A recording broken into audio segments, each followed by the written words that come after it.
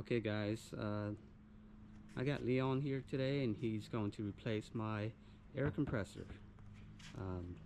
So this is my air compressor right here, and so what we're going to do is we're going to replace it.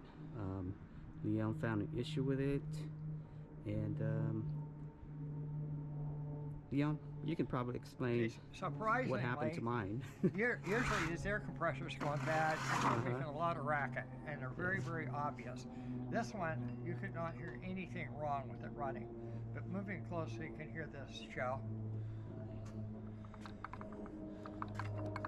Hear the click?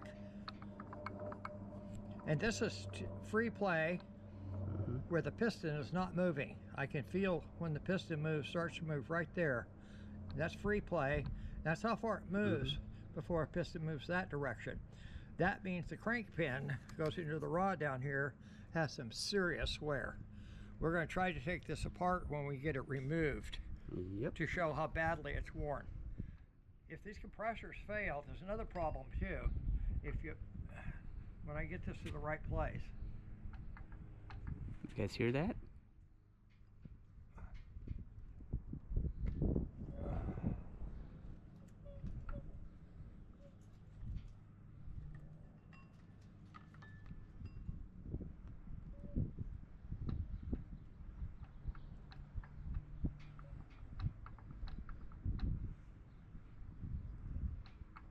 If you can see it in the video, right where that play is, when it hits it, you see this pulley going up and down? Yep.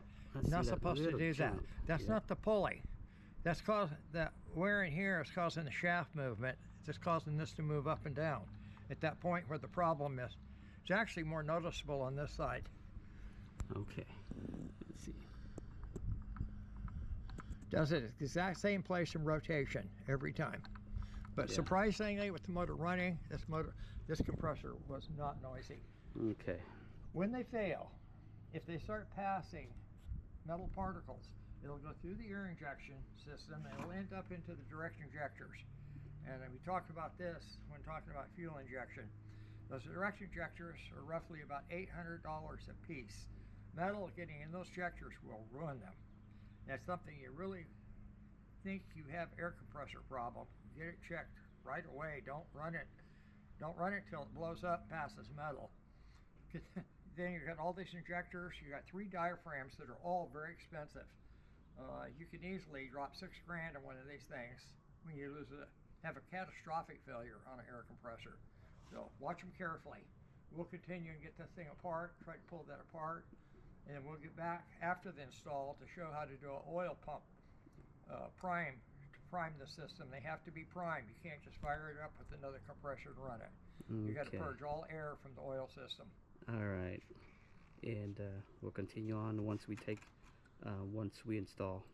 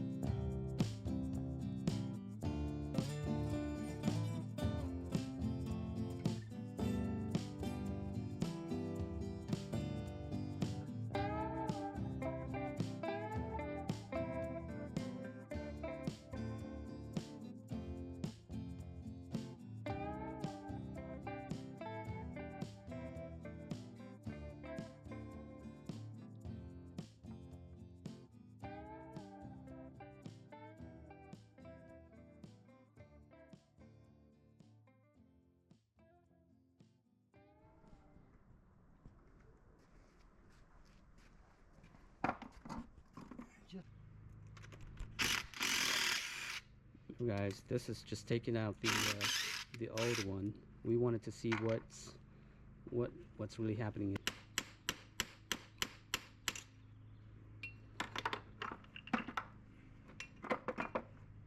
With the cover out. Mm-hmm. This is the wear point.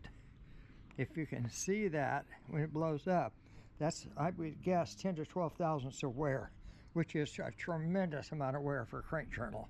Mm-hmm. Okay, it goes into the needle bearing on the connecting rod for the piston. Odds are this is equally worn on the other side of the roll of bearings where you cannot see them. Okay. Some guys miss this and they try to replace this assembly, put it back into an old bearing.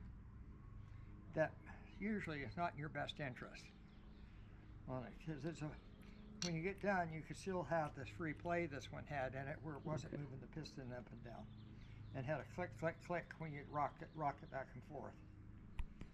Fortunately, I think we caught this in time. I don't think it's hurt the direct injectors in any way. All right.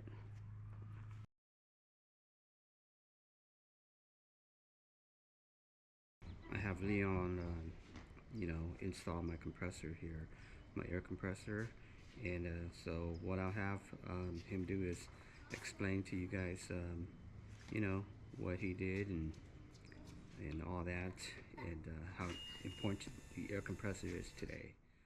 So, in a minute after he's done, I'll have him explain. Good afternoon, gentlemen. We're going to add more to air compressor replacements. We've already taken care of the replacement, but I want to stress some things that are very important. Over here is the oil pump. Oil does not mix with the gasoline on Optimax motor. This oil pump is critical. You'll see all the lines. There's a line for every cylinder that pumps oil into the crankcase. There's also a line that goes up to the air compressor, which is this one, to lubricate it. Anytime these lines are opened up for any reason, you absolutely got to do an oil pump prime.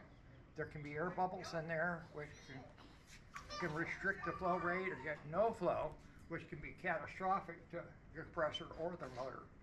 So if you're working an oil system, on the oil tank over here, this line feeds it. Guys change the tank. They get air in this, you bleed it out by loosening the cap, just let the motor run.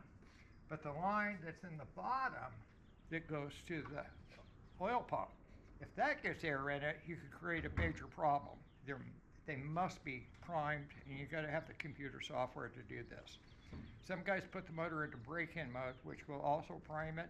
It is not recommended, because now you're going to run for 8 to 10 hours with double oil in the motor, which can valve plugs, cause a host of other problems on it. So it's best to have the software, have the computer, and do the prime, which is what we're going to do now.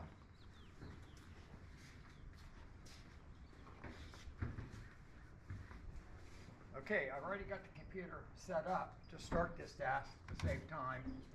So if I go into the test, this is Diacom software by the way, and you'll see on the little list, oil prop prime. That's the one you want. Okay, so if you click on it, click start, start again. Now you can hear the oil pump running.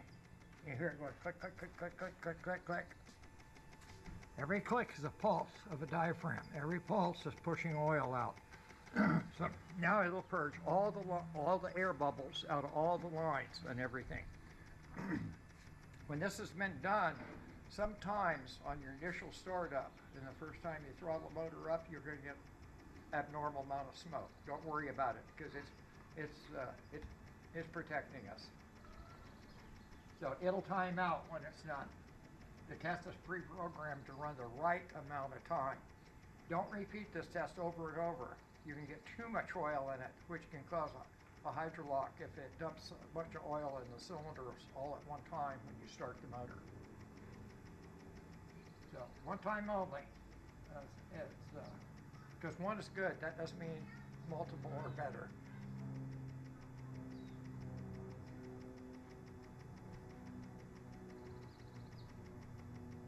Almost done. 10 more seconds.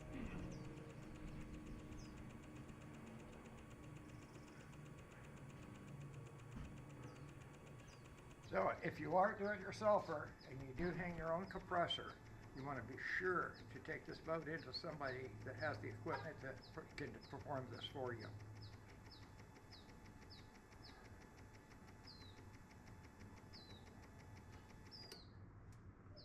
Okay, all done. We're going to go back to here where I got live data. We're going to start the motor up and run it a few minutes, check the air pressures, check the fuel pressures again. Let me pull the boat out so it doesn't wet the shop down. Okay.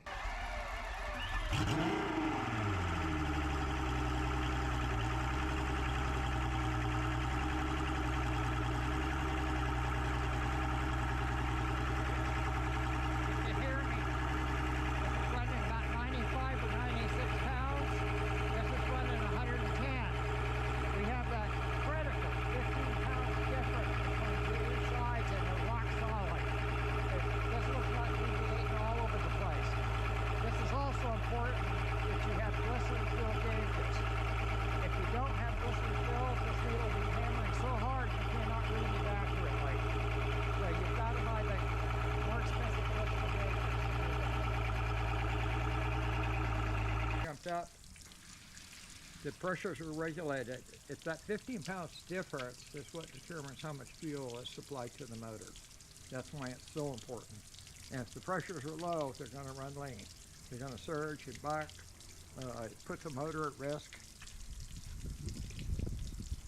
So we're good. We're good to go there. Good to go. What's up, guys? My name's Asher Haynes. I just came over here to drop my boat off to get service. I met Chow here, making a YouTube video with Leon, the mechanic. So it's pretty cool. Yeah, he's just giving me some camera time, so I'll say some things. I'm fishing the Bass Angler Magazine Proms this year. They're great tournaments. Mark Lassane has done a great job so far this year. We'd definitely like to see some more people fishing those, though. I mean, we're getting kind of low draws this year, anywhere from like 40 to 60 boats. So if you're willing to fish some tournaments and you got some extra money laying around, I mean, get out here and fish, guys. We got the Delta coming up next month, this month, April 26th to the 28th, I believe. Get out there and fish. That's all I got to say. Thanks, guys. Make sure to like and subscribe for Chow's channel.